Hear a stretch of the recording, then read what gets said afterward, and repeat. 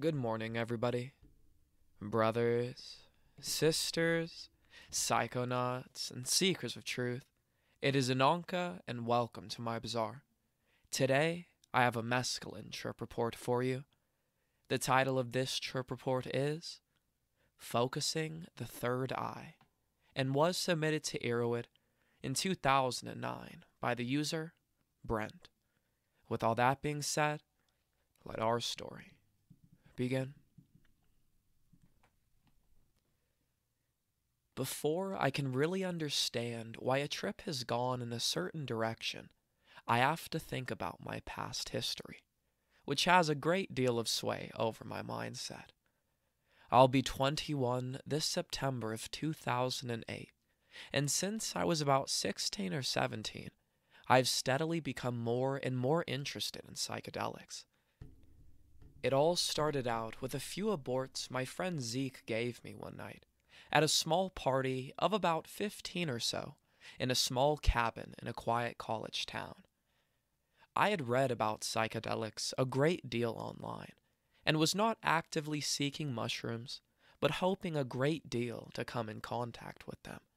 I had even gone to the extent of picking poisonous mushrooms and became intensely ill from eating them. Why did I seek the mushrooms? Well, of course, the visual aspect is very interesting, but as I have learned more recently, it is better to just free my mind completely and not even focus upon those. Once the mind is clear, I am able to feel the love of something far, far greater than myself. The culture of the hippie era had always interested me a great deal, because of their willingness to love and embrace everything and everyone around them, no questions asked.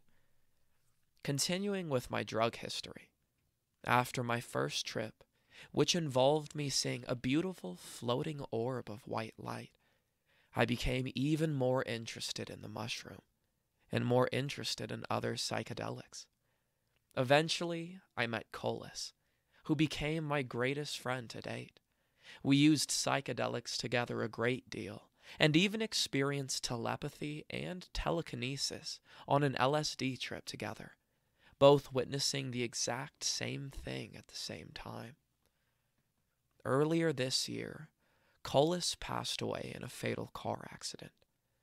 I have always had a history of having premonitions of sorts, a few examples being that of a building burning down, an explosion at a factory, and a couple months prior to Colas's death, a premonition that Colas would die. It was so startling that I immediately blew it off and refused to take it into further consideration, because if he did die, then it would happen either way. Last November, during our last trip together, we both started to break through to the other side. That feeling when I'm slipping between dimensions is absolutely breathtaking. My ability to feel bliss is what determines how far into these dimensions I can go.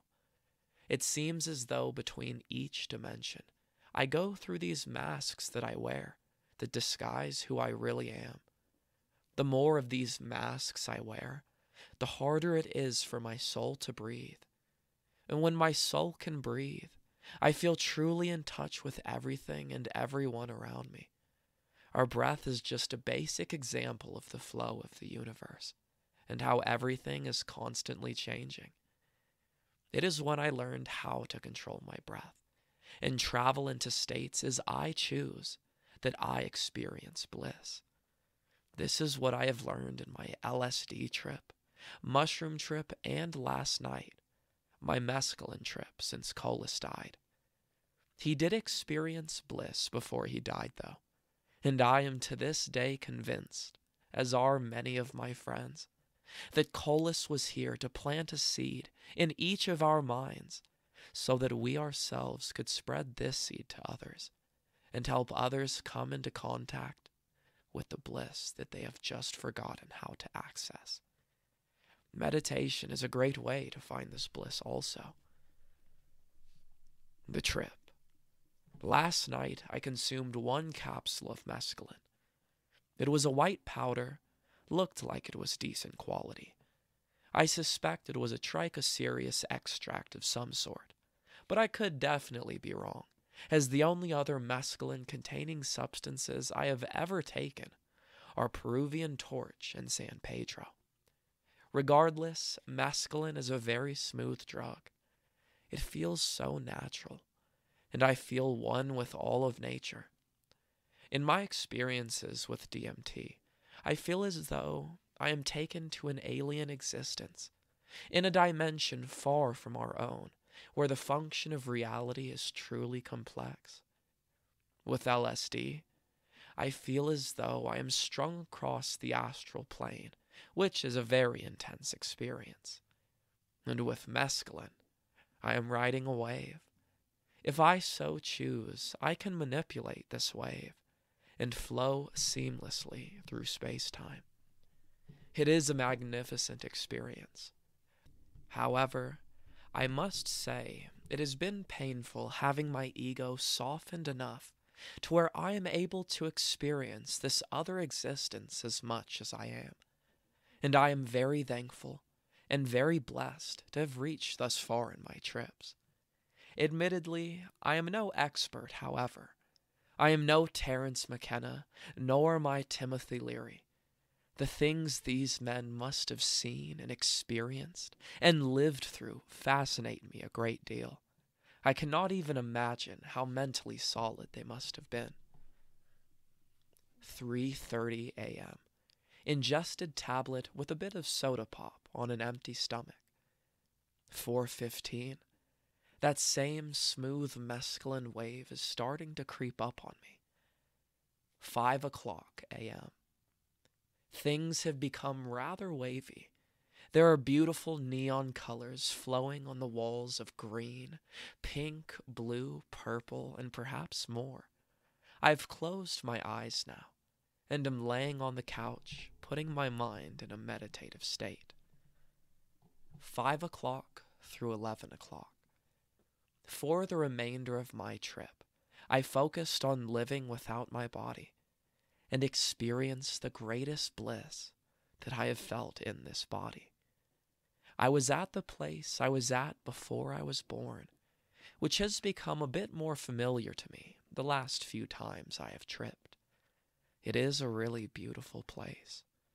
This is the astral plane, but it seems so much more different than when I am on LSD.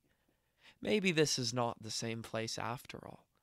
I am living in a dimension that I call home. How I ever forgot where I came from, I do not know, but I promised the people there I would not forget, and I most certainly have not. I cannot see nor directly speak to Colas, but I know he is in this existence somewhere, in some form doing what he was meant to do. I can no longer hold on to his death. As the Tibetan monks say, mourning the death will only distract the soul from reaching nirvana. I must feel happy for him, feel pleased that his soul is free, feel happy that I am free. Let go. Experience the bliss that lies within if I simply live without the attachments of ego and body. But it is hard to let go. But why stay? What is there to fear? The unknown? This is the only thing I have ever had faith in, my love for everything around me. Focus on that love. Free my soul. I am visualizing my soul trying to more or less walk out of my body. I do not know how to walk in this form. When I try to open my eyes, they will not open. I feel as though I am in a dream that I am trying to gain control over. I remember how this is done. Babies don't know how to walk, but they find a way. I focused, and I began to struggle, wriggling out of my body and freeing the third eye. I continue to focus my mind on love, and rather than trying to walk, I learn another way to move my arms and legs. I'm not focusing my body. I'm focusing something else. I'm focusing my third eye. Now I can see reality for what it is. We are on a plane, and all of our paths are interconnecting, trying to form a greater net so that we can feel a greater presence once we are all united. I am removing my masks now. I am shedding my ego, remembering what is important to me. To lose the ego, I must realize that I am not the most important aspect of reality. I must learn to become the Father, not the Son. To become the Father, I must become selfless and learn to truly give myself to the rest of the world. Just give my love to everything around me at all times. That is all it takes. I am being reborn. I have shed my ego and am now in an existence I seem to know from something long ago. It's so good to be back. For the remainder of the trip, I spent as much time in this state as possible, realizing how perfect everything was, and simply trying to get to where I could steadily focus on that state and not lose it. I feel as though I accomplished a lot in this trip, and look forward to accomplishing even more the next time around. This was an absolutely amazing experience, and it helped me let go of my friend's death. Love you, Colas. I'll see you again soon.